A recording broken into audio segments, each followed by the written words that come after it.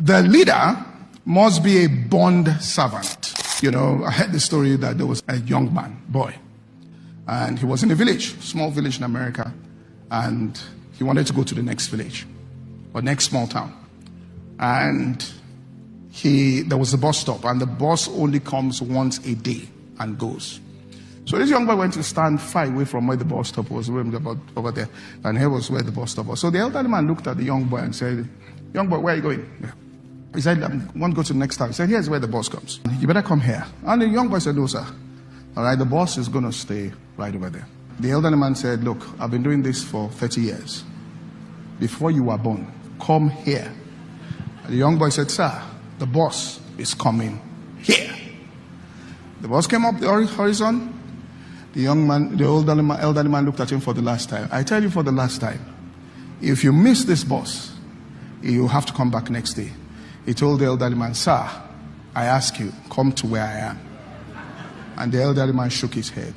And the bus got to where the bus stop was and drove slowly to where the young boy was and parked right in front of the young boy. And as the young boy was about to get in, he turned, I said, "I forgot to tell you something." He said, "What?" "The driver of the bus is my father. And he told me exactly where he will park. Here's that here. You will stand where others." Are you following what I'm saying here? And that's what it means to be the head and not the tail.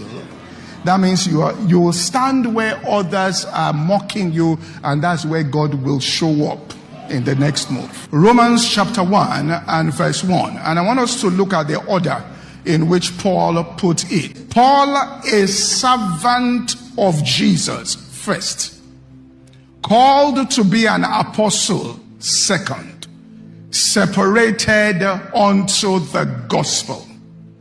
He ranked being a servant of Jesus higher than being called into the apostolic office. And there are levels in these things. There are levels in hearing. That's what God was saying to Aaron and Miriam about Moses. He said, "If you're a prophet, I called you into the prophetic ministry." He said, "I will speak to you like this." But what did he say? "My servant," which means the servants there heard better than the prophet.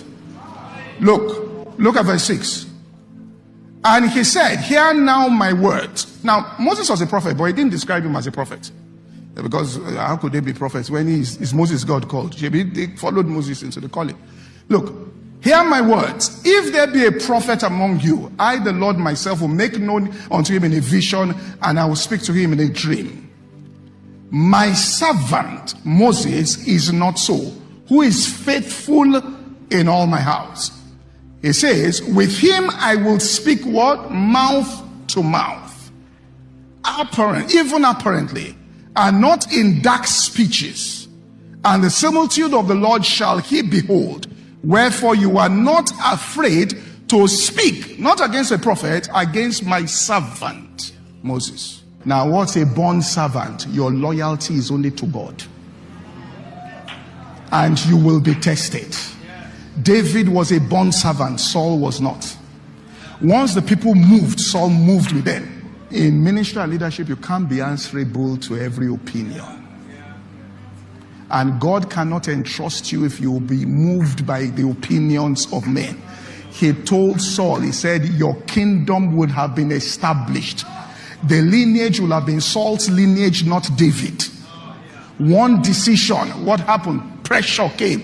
He said, "I saw the people had moved, so I did what? Moved with them." Popularity.